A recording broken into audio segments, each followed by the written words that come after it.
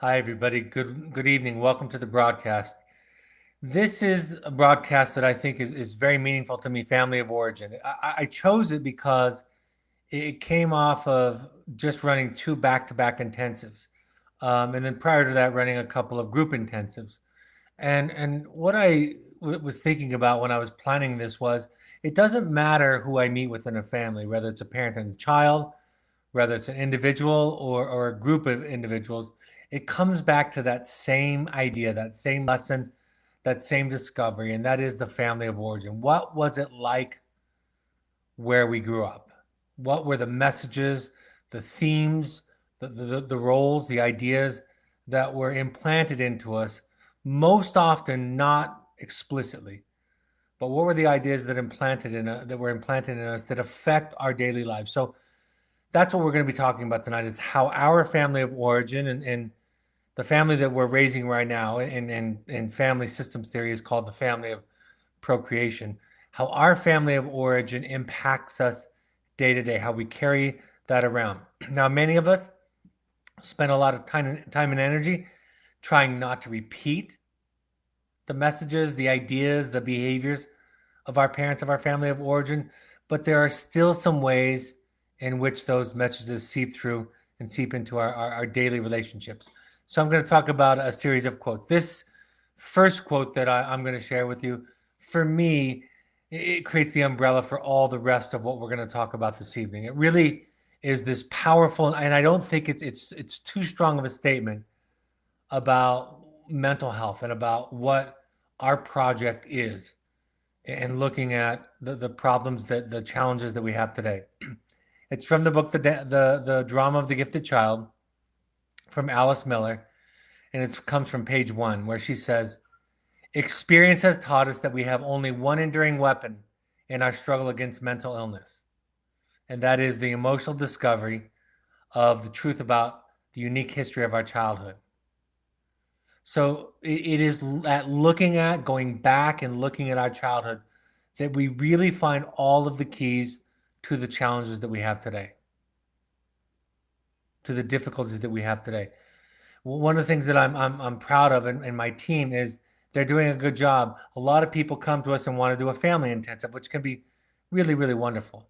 And one of the things that I'm encouraging them to do, and we've had success with lately, is encouraging the parents to come to their own intensive first to create that base or that foundation of their own work, especially in families where that's not been established, to create that base so that when we work on the child and the child's issues, the parent can then refer back to their own childhood, their own inner child, their own wounds that they carry around.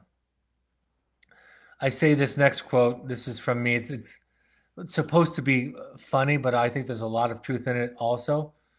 When a new client tells me about their ideal childhood, I tell them therapy can fix that. And if you've had a lot of therapy, that quote needs no explanation.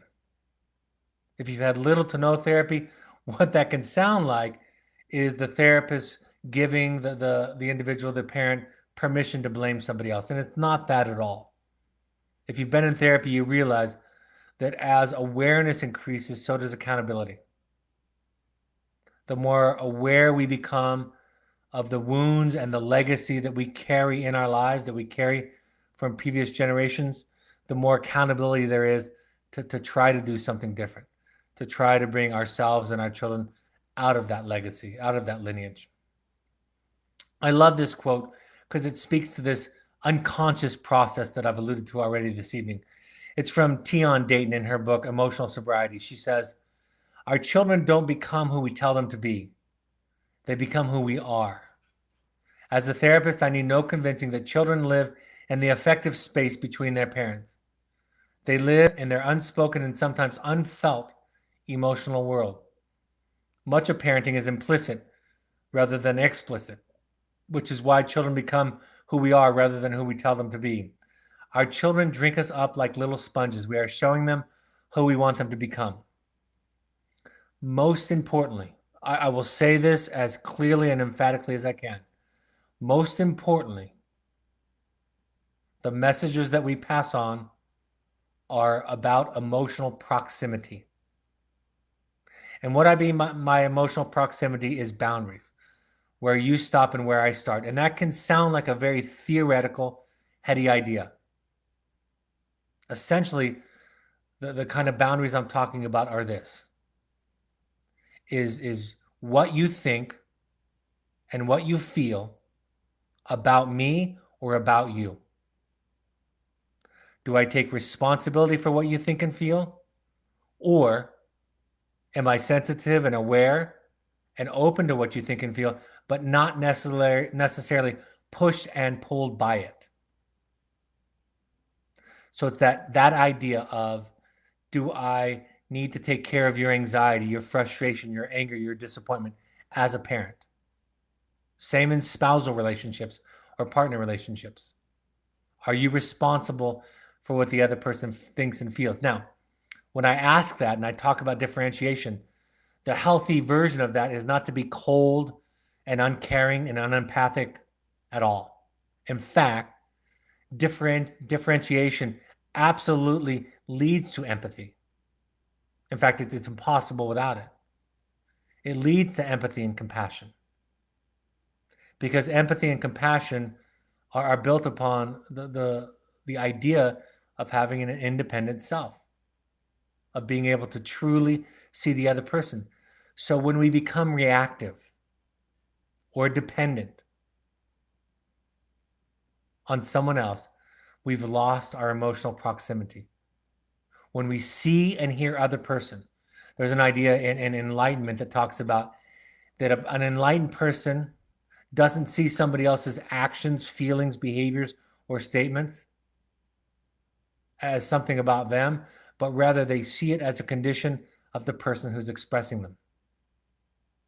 And so when we have our reactions, our triggers, our defenses, that's not connectedness. That's a lack of differentiation. So when Dr. Dayton talks about this, it is that we pass on emotional proximity. And that's why we spent so much time and energy at Evoke at getting both your child and you to develop this idea of differentiation, of separateness. It's called healthy detachment. And I state all the time that healthy detachment and healthy attachment are the same thing.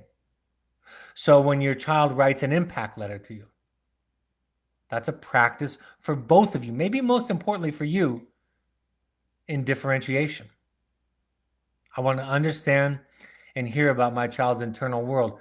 And it may or may not be about me. I will try that on myself.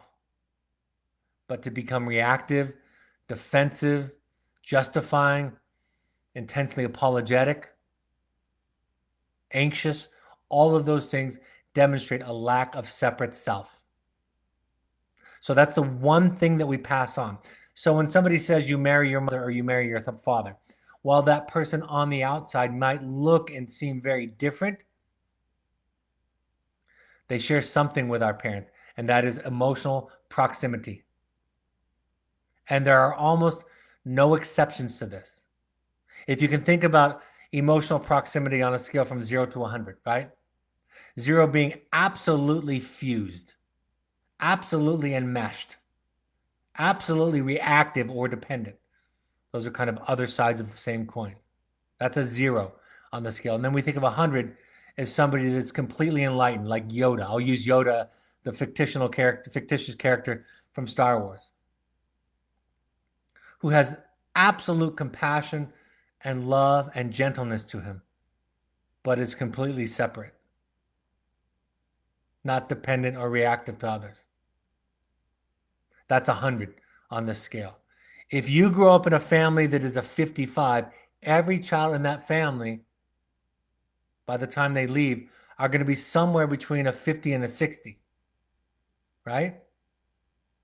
And when you go out in the world, if you're a 60, you're going to hang out with and get along with anyone from 55 to 65. Because if you're a 60, 90s won't make any sense to you. 90s will seem confusing, uncaring, cold, distant, incapable of intimacy.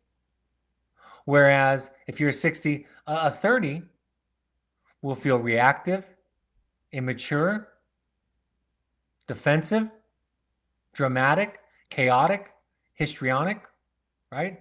And so 60s only can get along with somewhere, and the cutoff is arbitrary, but somewhere between 55 and 65. That's who we hang out with. And through a lot of therapy, through a deep amount of therapy, through a new context, a new relationship that ideally is fundamentally different from our family of origin, we can move away from or up the scale.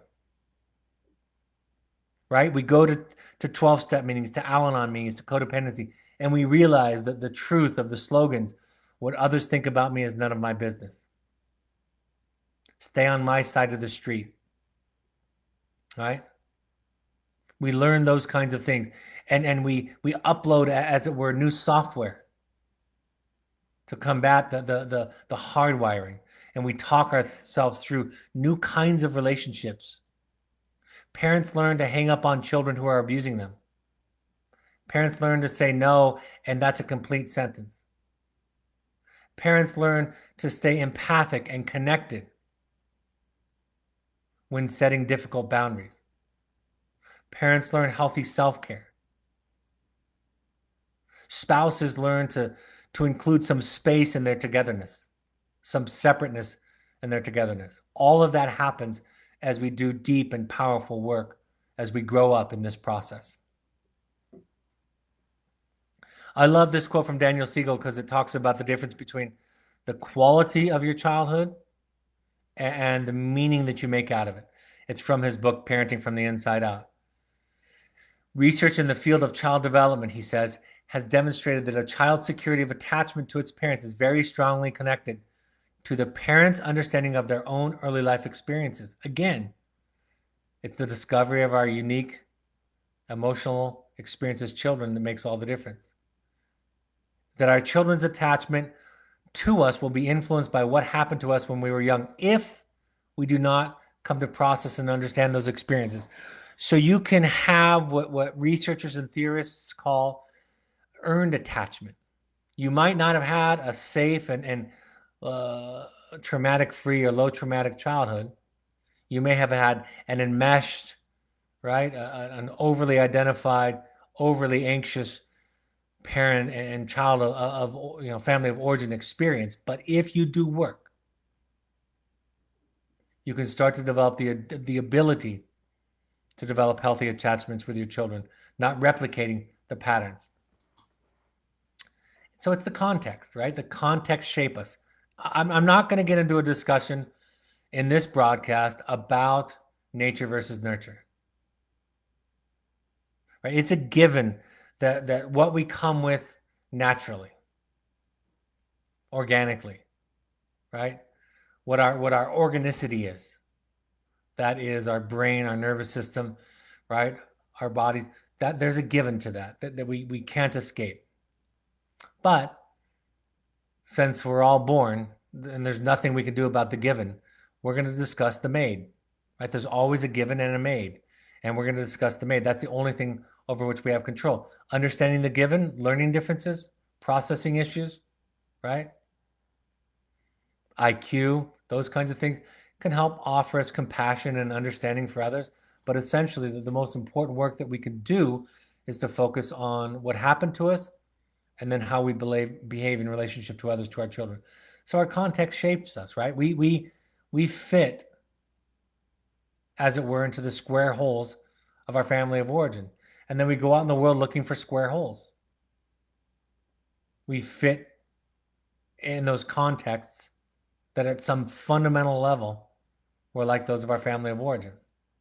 And for many of us, we seek one that looks different, but end up finding on that base fundamental level, that same level of separateness, of emotional proximity, what family systems therapists call differentiation. How do we come to see our context? By getting out of them. The way that I talk about it and teach is through therapy, right? The therapist is not supposed to be a mother or a father. The therapist ideally is supposed to be somebody else, a different kind of a context. And I'll talk more about that. I love the story of Superman because I love the idea of identifying with the superhero inside of myself, right? The person with limitless ceilings, with limitless, boundless potentials. So I love that idea. But one of the things that I love most about the kryptonite myth is the idea of kryptonite. What is kryptonite? Kryptonite is a piece, a radioactive piece of Superman's home planet. So while he may be able to leap tall buildings in a single bound and stop trains, and bullets just bounce off of him, right? We all go out into the world.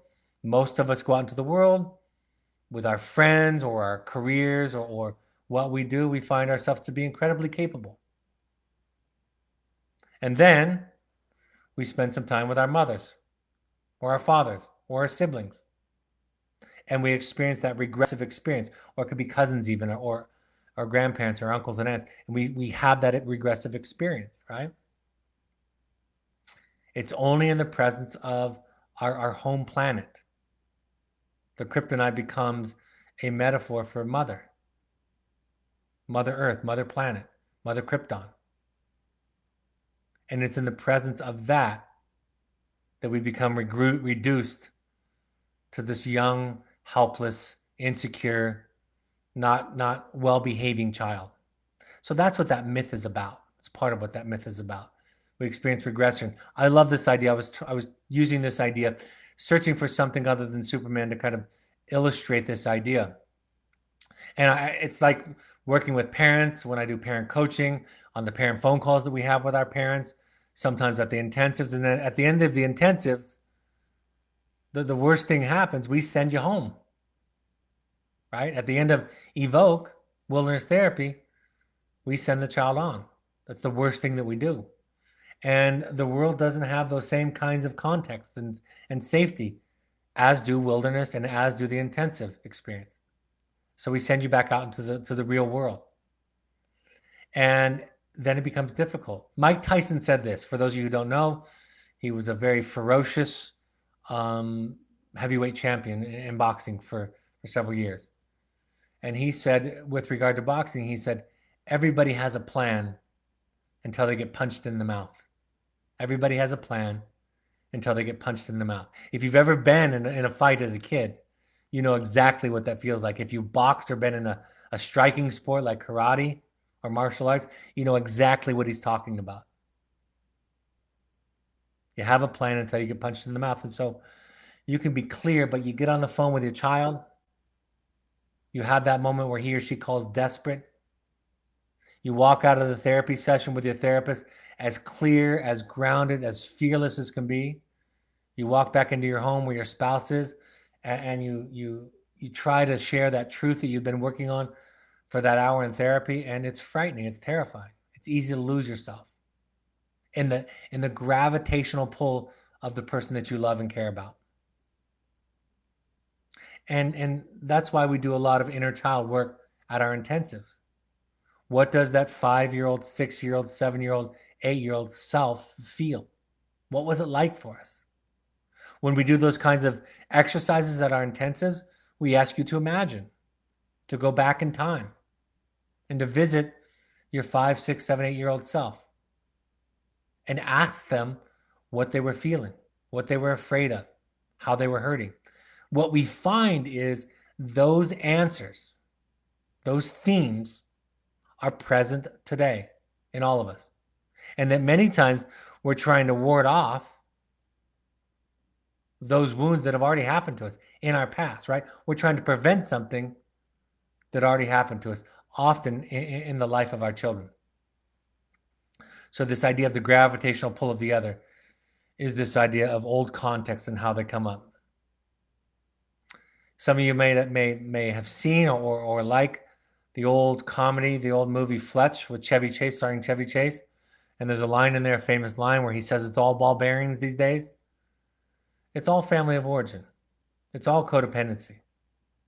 Whether I'm treating heroin addiction or cutting or depression or anxiety, right? I'm looking at family of origin. I'm looking at codependency. I'm looking at the emotional proximity that a person carries around with them, that template that they carry around with them into all of their relationships.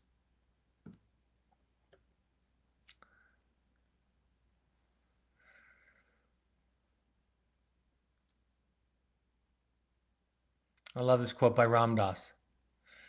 If you think you're enlightened, go spend a week with your family. Sometimes I've had students say to me, I get along with everybody else except for my family, my parents. And what I say to them playfully, if they're in a playful mood, is I say, well, of course, that's easy. Getting along with friends, for the most part, is easy. If you're not getting along with friends, then something's really serious is going on. Because with friends, you get to go home. Right? With friends, it's limited exposure. And once you're bothered or annoyed, you get to leave. And you both go to separate homes. But with family of origin or family of procreation, you don't get to walk away. Any of you ever spend an excessive amount of time with a friend that you have never done before?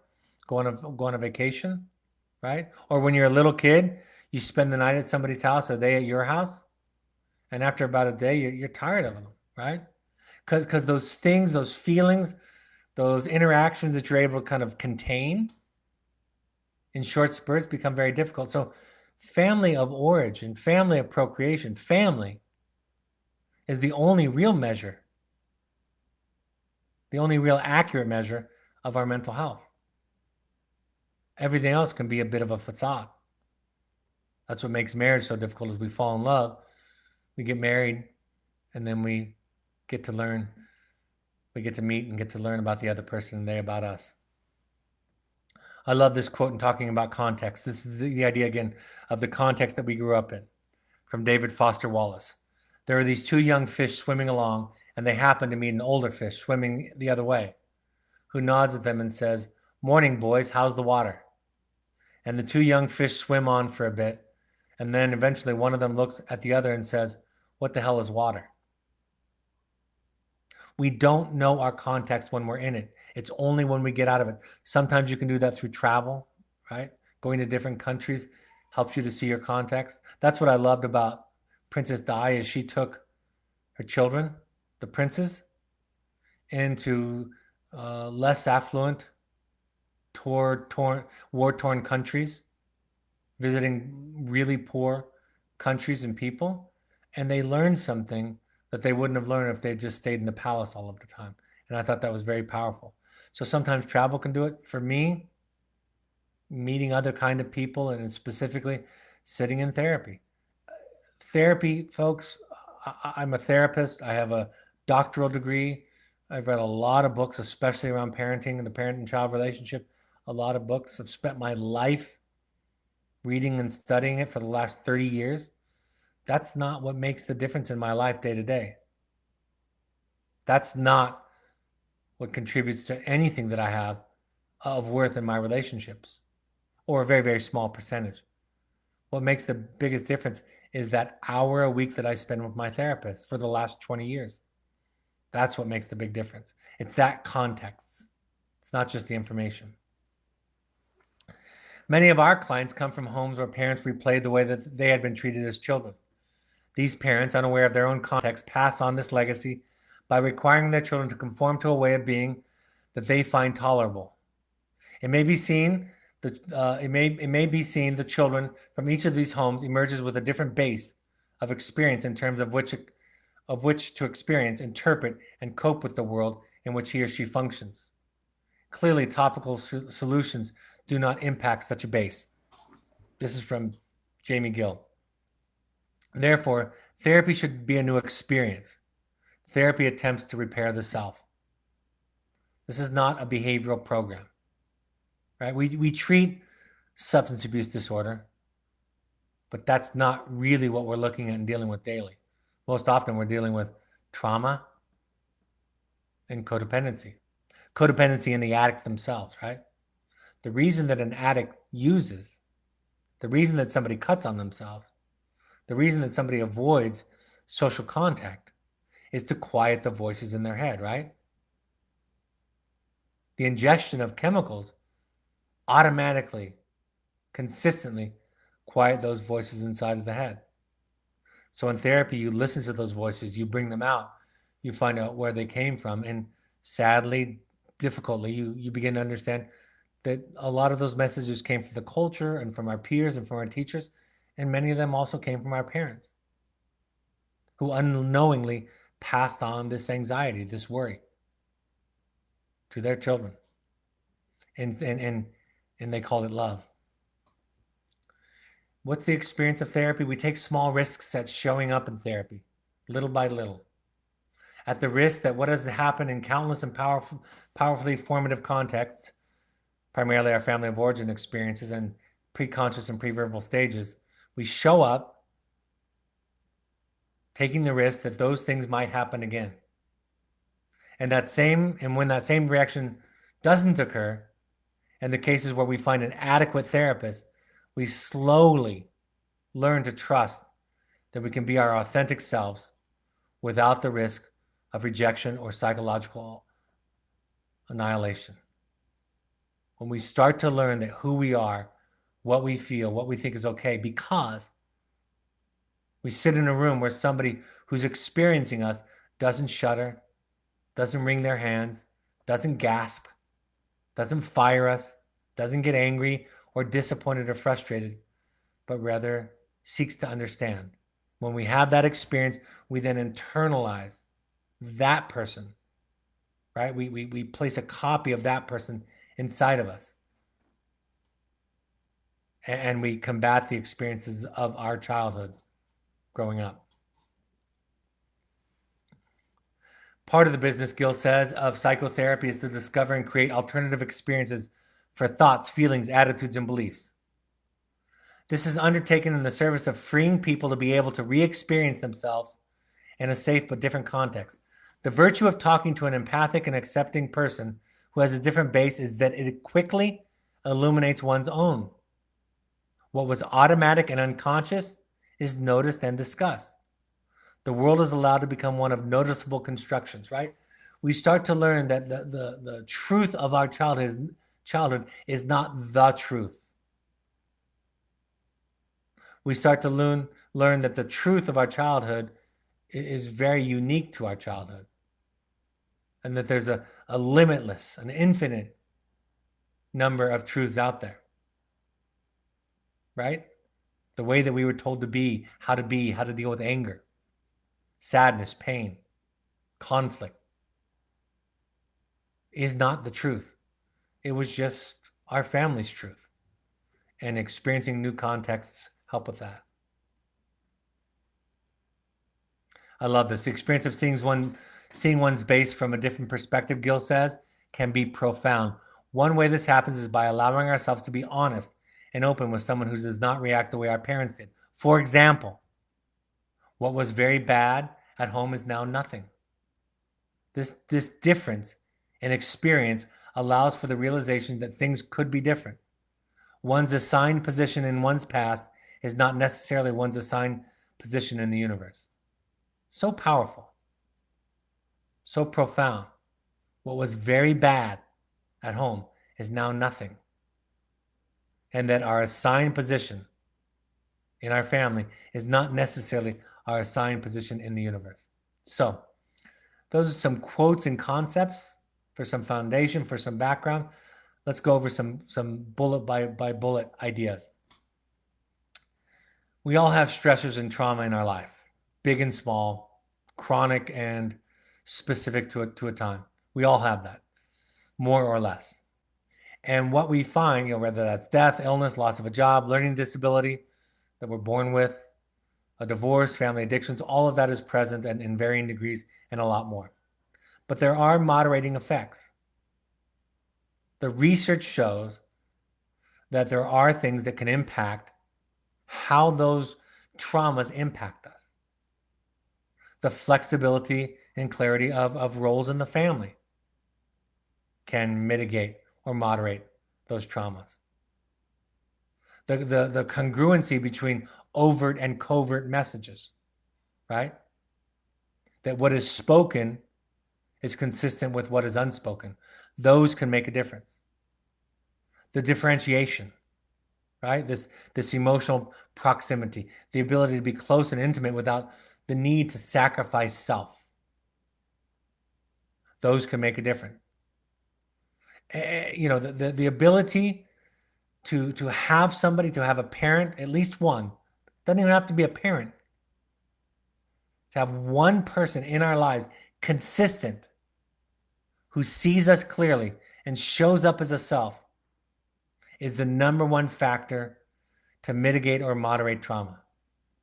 The person who demonstrates these concepts that I'm listing here, differentiation, healthy roles, consistent communication, right? When we have somebody in our lives, ideally it's a parent, ideally it's two parents, but just to give some hope, it can be one parent.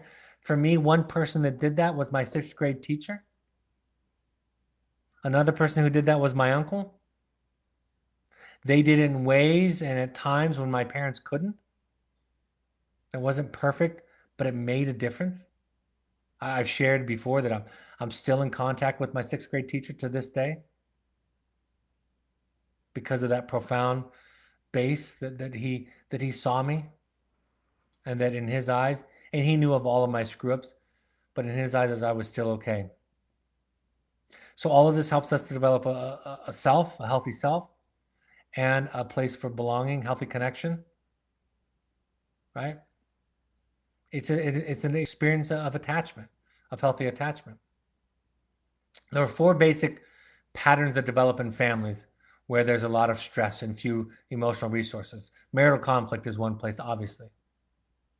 Dysfunction in one's spouse is another. This is from the research. And impairment in one or more children, right? The children in systems theory, your child's symptom can be the marker for family dysfunction, right? The lightning rod. It can be the identified spot, the point of entry for a therapist in, right? We accept the premise of struggling children as a part of Evoke. And then we start, what do we do with you? The same thing that every program does with you. We start talking about communication.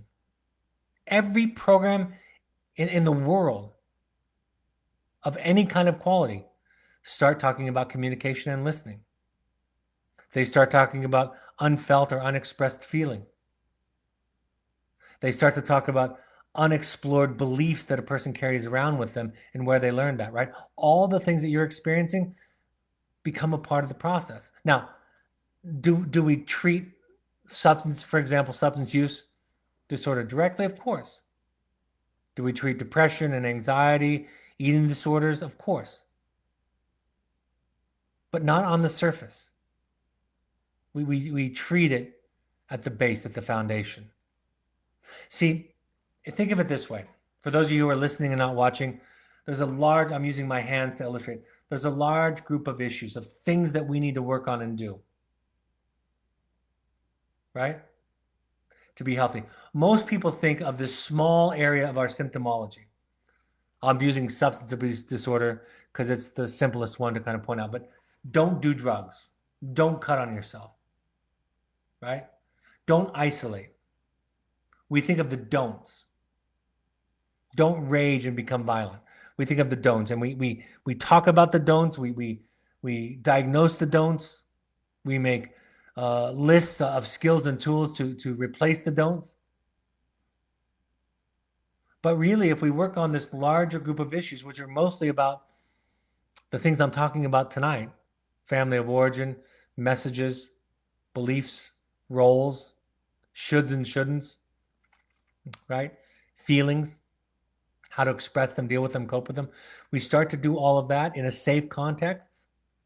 And then those problematic behaviors become far less compelling. If we work on the do's, the don'ts become far less compelling. And then because addicts will tell you, right, whether it's addicted to gambling or sex or drugs or alcohol or cutting or chaotic relationships, addicts will tell you that no matter how much therapy, no matter how much they look at their mother and their father, right, their family of origin, they're still compelled to use drugs or whatever maladaptive behavior there is. Then you know you need a 12-step program, an abstinence-based program, right? You need a daily program. So you work on the stuff that's underneath it all. You work on the trauma. That's the new trend. We've been talking about it for 25 years, but you work on the trauma that underlies the patterns that we're talking about, the behaviors we're talking about. You work on it courageously and honestly.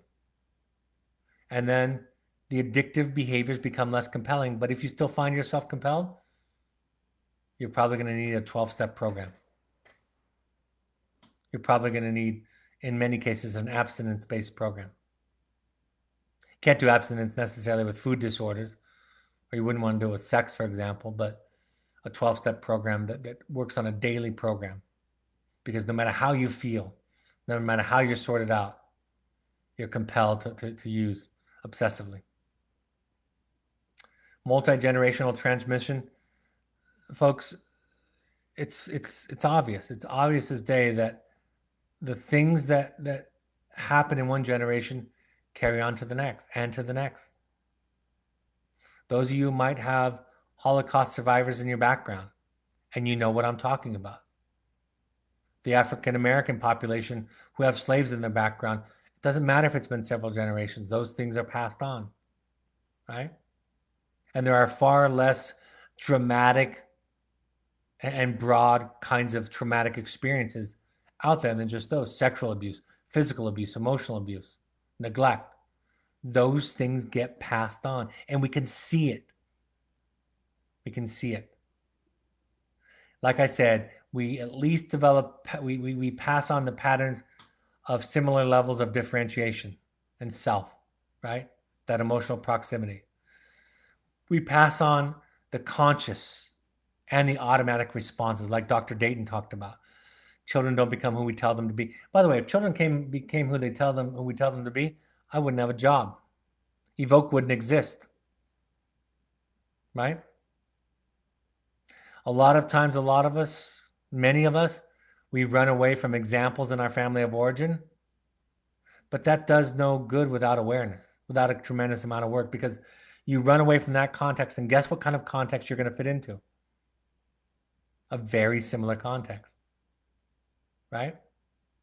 In moments of my life and difficulty of my marriage, I've come to learn and experience that it doesn't matter how many divorces I get, I am going to marry essentially the same person unless I do my work. So I might as well do it in my marriage, working on it in my marriage. Learning to forgive yourself mostly. Learning to work through what it takes to forgive your parents. Let me be clear. You can't forgive your parents if you've never acknowledged the hurt and the trauma and the pain and the anger that you felt toward them. So I'm not saying this Pollyannish forgiveness. I'm saying you work through the process. You identify how you've been hurt, where they came up short. And through a much deeper process than kind of a whitewash of your history, you learn to forgive on your terms. I talked about the idea of selecting mates. That goes for friends. That goes for the children that we raise with similar levels of differentiation. Increasing levels of marital stability, health, occupational success, societal contributions, and less chaotic relationships. That can happen naturally in systems, right? We can have increasing, each generation can make improvements. That's the work. That's what you're hoping for. That's why your children are here. That's why I have a large list of parents on the broadcast this evening, live, a very large list, because you are willing to take a look at it. And again, for those of you who have had a taste of the work that I talk about, you don't need any convincing. You know exactly what I'm talking about. Those of you that might be new or might feel like it's strange, confusing, or counterintuitive, stick with it. It is a liberating and empowering and freeing experience to do this work.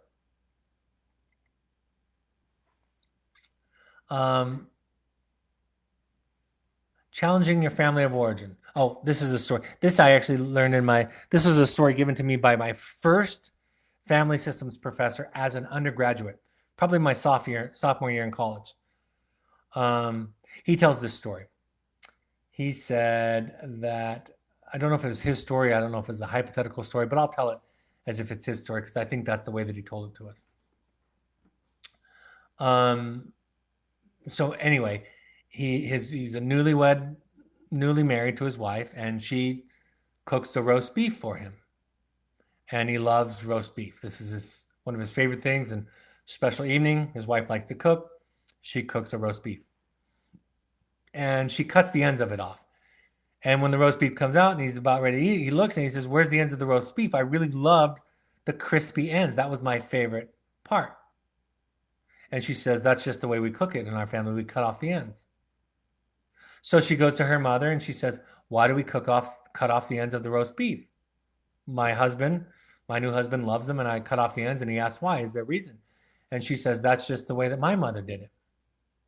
So she goes to her grandmother and she says, "Grandma, why did you cut the ends off the roast beef?" And she said, "Well, when I was younger, years and years and years ago, my oven was small, my pan was small. It wouldn't fit the entire roast beef, so I would just cut the ends off of it to make room." And this story, whether it's hypothetical or not, can illustrate very easily what we do in our families, right? We just do what was done before, sometimes without even questioning. And we do things that don't make sense, right? That's what all of this awareness creating is about. That's why we're here to teach your children how to feel. And I'm sorry to tell you, but you're going to be one of the first targets. Meaning that that's the first rock that we're going to look under when we're looking for problems. So we empathically, lovingly, hopefully supportively want to hold you while you learn to hear some uncomfortable things from your child. And we believe, and it is our experience, and it is the experience of therapists all across the world, that is the doorway to freedom for all of you. So if you can do it and sit with it, do it yourself. Do your own family of origin work. Come to an intensive. Like I say, there's nothing that I think you could do more to help your child. Nothing. Nothing in terms of time and money and emotional resources that you could do more to help your child than to go to your own intensive. And then you come away with something that's worth more than all the psychoeducation in the world. The more covert the messages, the ideas, the feelings, the more likely they are to be passed on to the next generation. The more talked about, the more overt, the less likely. Codependency and addiction, right? That connection between the two is passed on. Like I talked about, emotional reactivity and dependency. Mood disorders. See, there are styles. What diagnoses are styles. They are patterns of coping. We have depressed patterns. We have anxious patterns, and those are kind of cousins to each other. We have substance abuse disorder patterns. All right? We have rage and reactivity in relationship patterns. Those are the kinds of patterns that we pass on. And even though we might say our family growing up was pretty good and mild, it's just a seed. It's just a seed. And believe me, the culture, the peers, the teachers, the media, they will water that seed and it will fully bloom in your child. Communication patterns, empathy. Empathy, remembering means maintaining a self. Those will get patterned. Rules about time, money, and roles will get passed on. Competition and cooperation paradigms will get passed on. My first professor in graduate school, I told you about an early professor in undergraduate school. My very first professor in graduate school, Dr. Barbara Lynch, said in one of my first classes, she said, "We replicate to repair." We will keep repeating patterns in our lives that are self-destructive, that come from our family of origin until we repair them. We recreate our old relationships and patterns in order to understand and heal ourselves.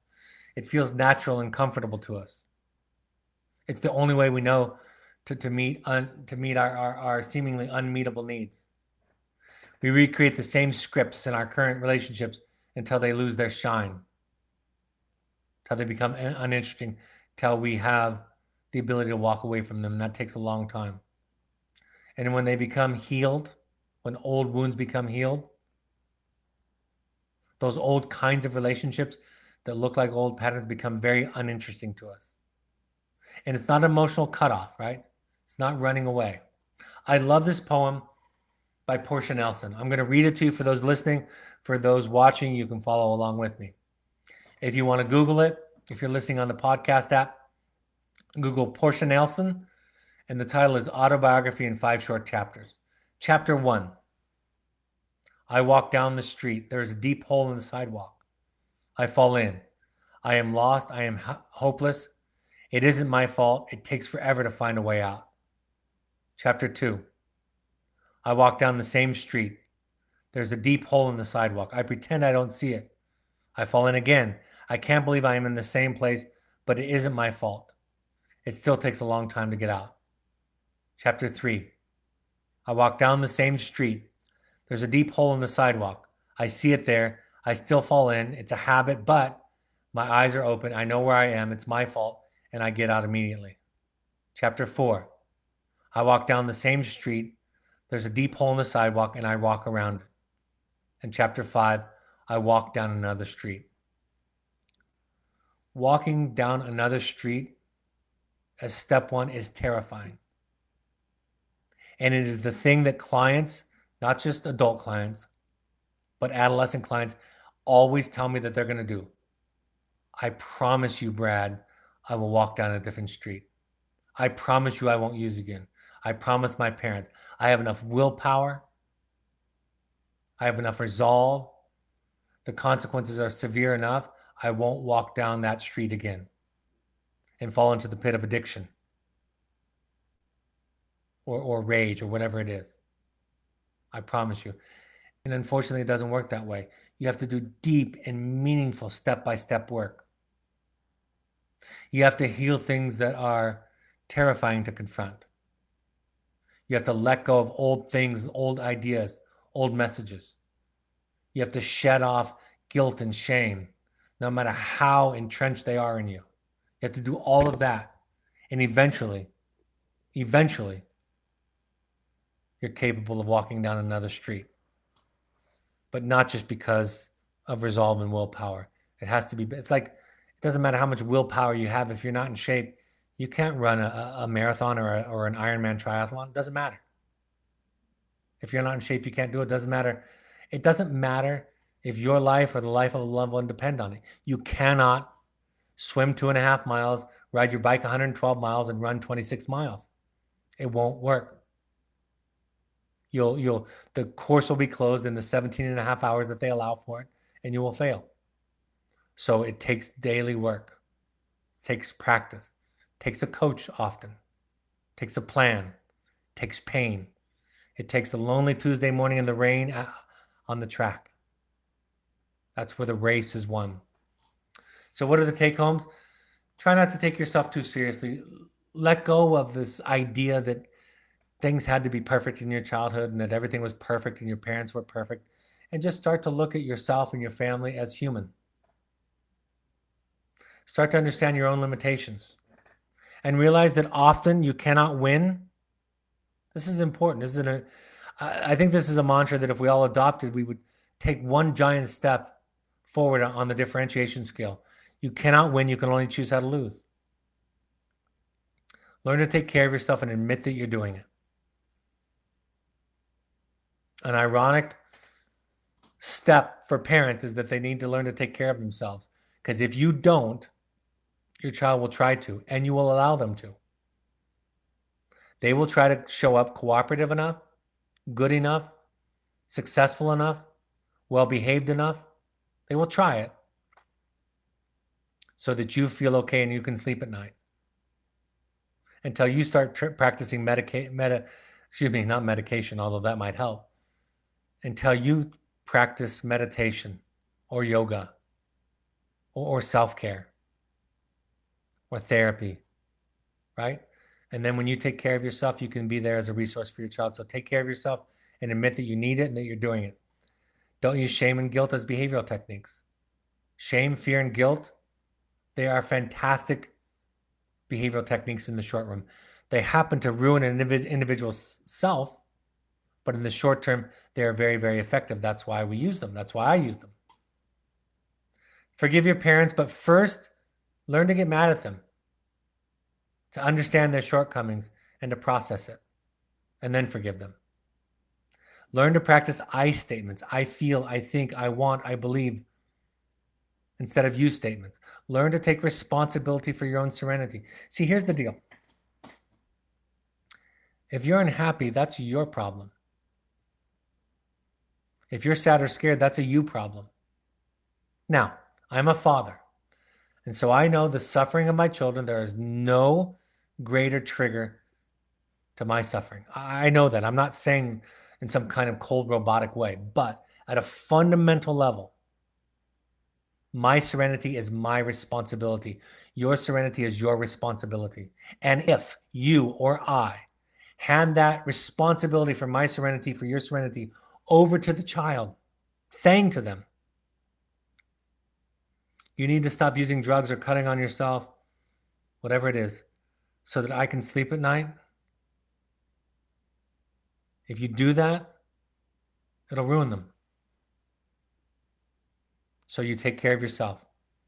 Learn to practice I statements in order to increase your own awareness, your own intrapsychic differentiation, that is knowing what's going on inside of you, and interpersonal differentiation, which means the boundaries, the emotional proximities between you and the people that you love.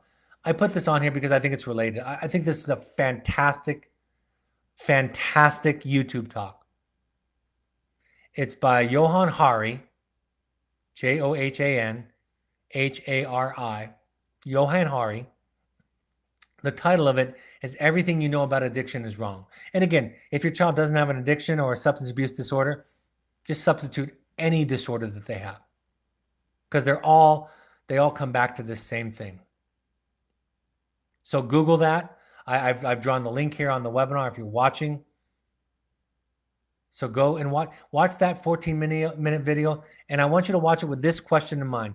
What are the implications for parenting a struggling child? What are the implications in that video for supporting a child who is struggling? And the cheat answer is that the opposite of addiction is not sobriety, it is connection. That's what everybody's seeking. And if you develop a strong enough and clear enough base to be an adequate enough, I'll call it a container, right? Being able to hold a space for somebody else. If you develop enough capacity because you've sorted out your wounds and your anxiety and therapy that you can become an adequate container for somebody else, for your child, ideally. That means that what they say and do doesn't freak you out, doesn't panic you, doesn't upset you or disappoint you to the point of all of that spilling over onto them. If you can do that, you begin to be a part of the solution. You begin to be the antidote to what vexes them. And I'll say this last thing before I open it up for questions. That does not, that developing yourself as an adequate container does not exclude you having a healthy self with healthy boundaries. In fact, it's necessary. It's built upon that, because if you don't have that, you're not containing somebody, you're fusing with them. You're becoming them. And you'll become more dependent upon them. All right, I'm happy to take any questions that have come in. First question that comes in: how do we, parents, access our child's unfelt emotional world? How do we bridge perception, belief, attitude? Is it just empathy or modeling or carrying a message? Great question. Asking and listening and tolerating nonsense. I was sharing with somebody recently that last summer when I was in family therapy with my now 17-year-old son, last year he was 16, that the story he was telling in therapy, I was thinking to myself, not only do I think parts of this are inaccurate, I don't even think he believes it. I think he's making it up. I really believe that. I think he's just playing the role. And when I had that thought, I looked at the therapist. I looked at his therapist and something hit me. I thought, wait a second, when I'm the therapist, I don't believe what the person is saying verbatim, right? I don't believe it literally. I listen to the emotional world of the client sharing the experience. And I don't draw lines around the facts. It doesn't matter to me. It's almost as if your child is telling you a dream. So the answer to the question is ask for their impact letter. Invite their impact letter to you. The impact letter is a letter that they write to parents that say, this is what you did that hurt me. And listen to it even if you think it's wrong, inaccurate, exaggerative. And people worry, well, they're going to hold that against me. They're going to blame. I will tell you guys this. They can't use it against you if you're differentiated. On my most differentiated days and moments, any of my children can walk through my office door and tell me what a horrible, rotten father I am.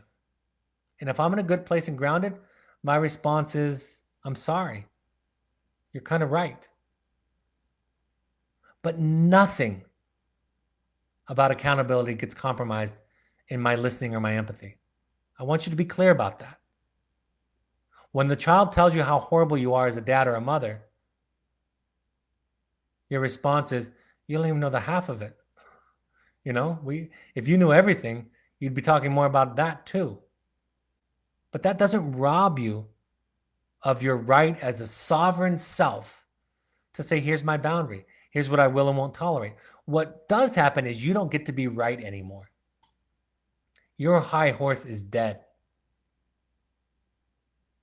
You don't get to be right or good anymore. You just get to be a person. And that is so much better, so much more solid, so much more consistent.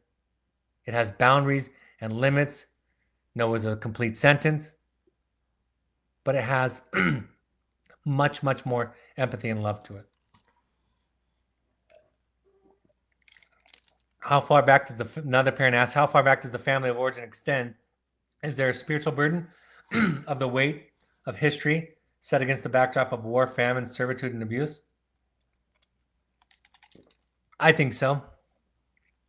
I don't know what we can do about all of that except for enter it into our minds as a point of empathy.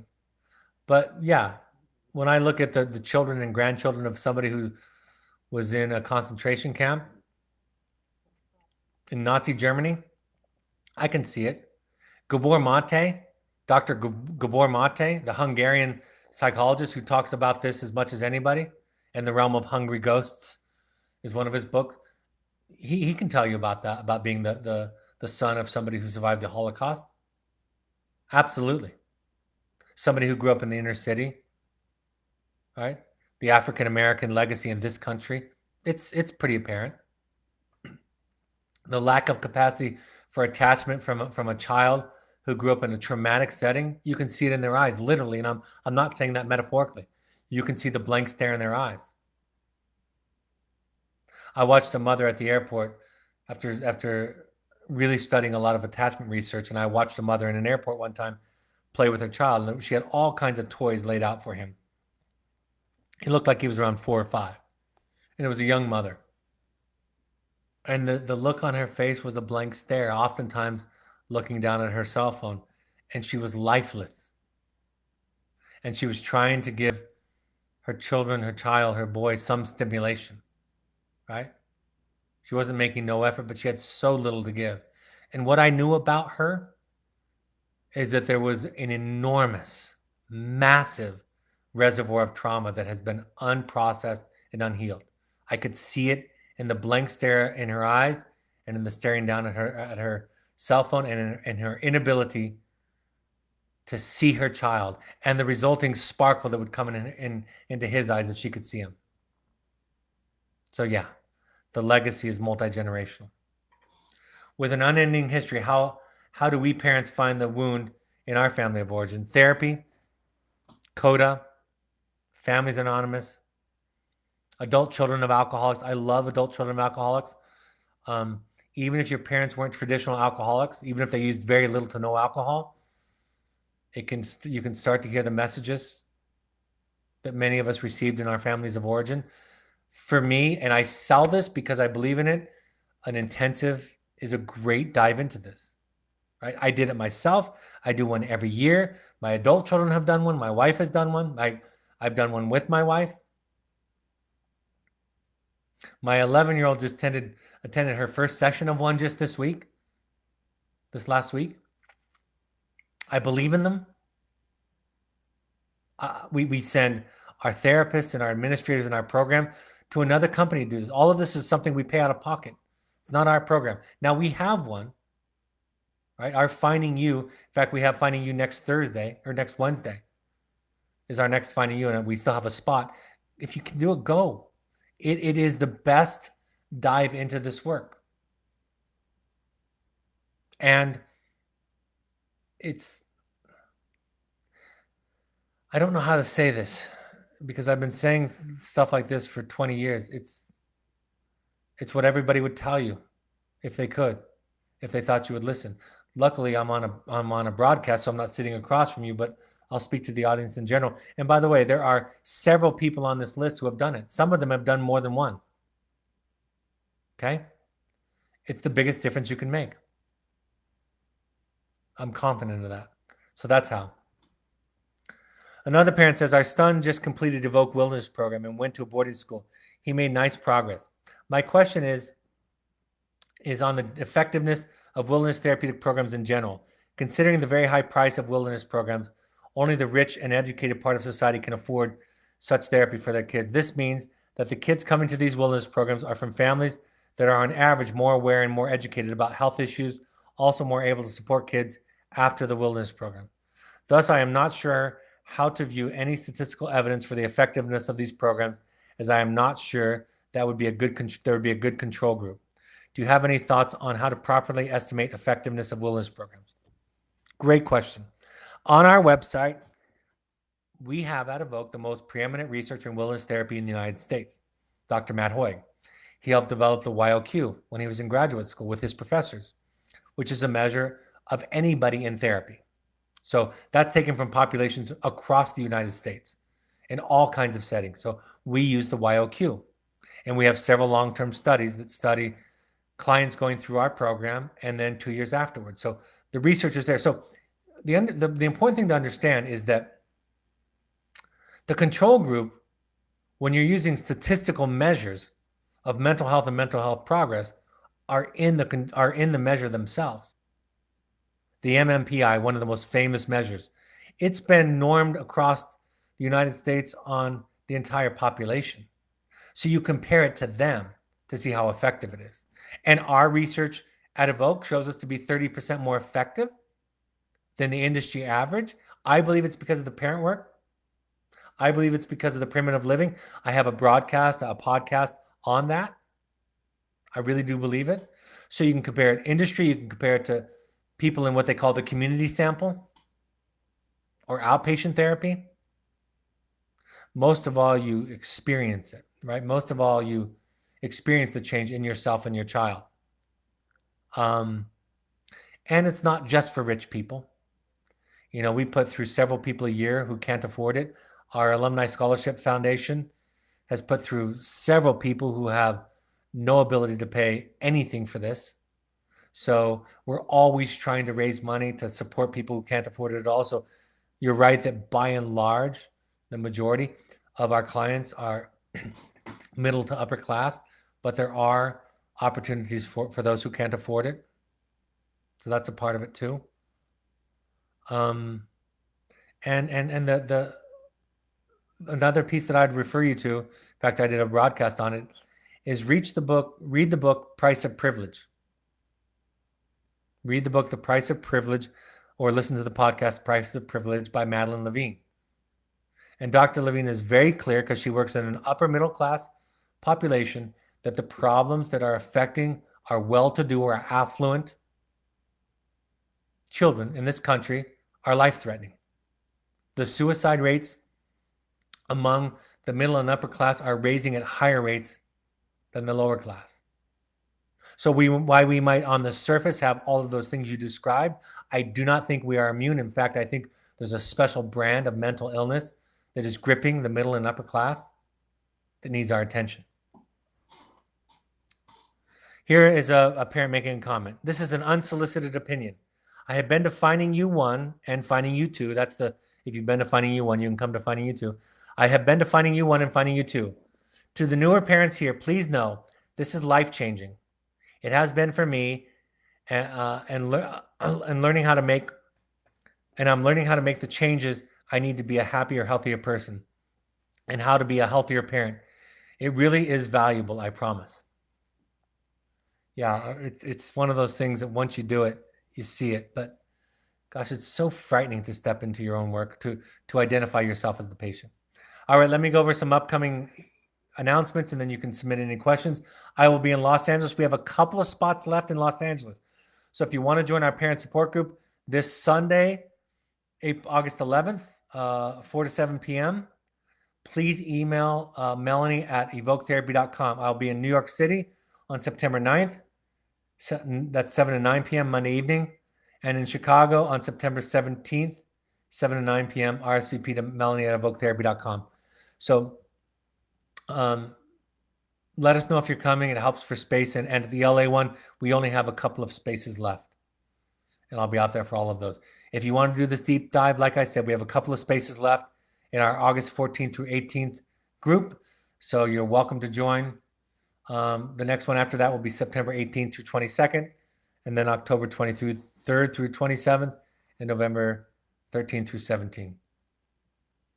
If you want to have an outdoor adventure with your child or by yourself, pursuit trips are available also for young adults or even adolescents. We ask all parents to go to 6 12-step support groups. These are free. Al-Anon, CODA, Families Anonymous, and adultchildren.org are all places you can go to find meetings and schedule in your area. Alateen is for teenagers. So if you have somebody in the family that's a teenager that wants support, they can go there.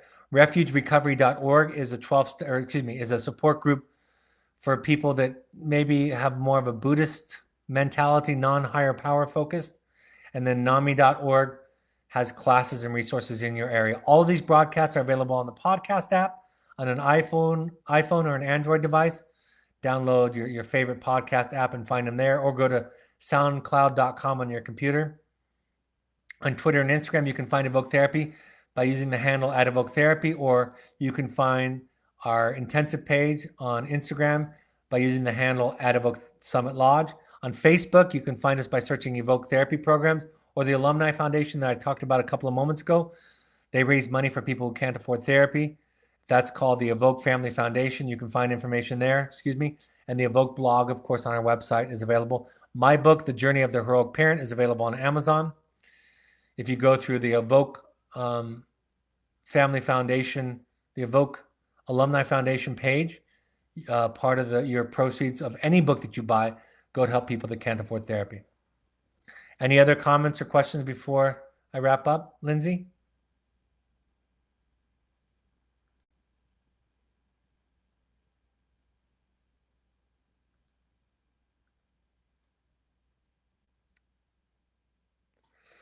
Another parent says, why can't we just grieve, let go of the wounds, and focus on the positive accomplishments of the family of origin? You can. That's the idea. That's exactly what I'm asking you to do, is grieve it. But grieve it doesn't mean you don't feel it.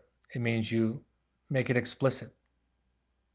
To heal a wound, you can't just bandage it up. You have to clean it out. You have to see if there's an infection. Sometimes you have to take an antibiotic or dress the wound. So yeah, that is what it is. It's grieving, processing it so you can move on. I know the impulse, though, just to want to focus on the happy. I get it.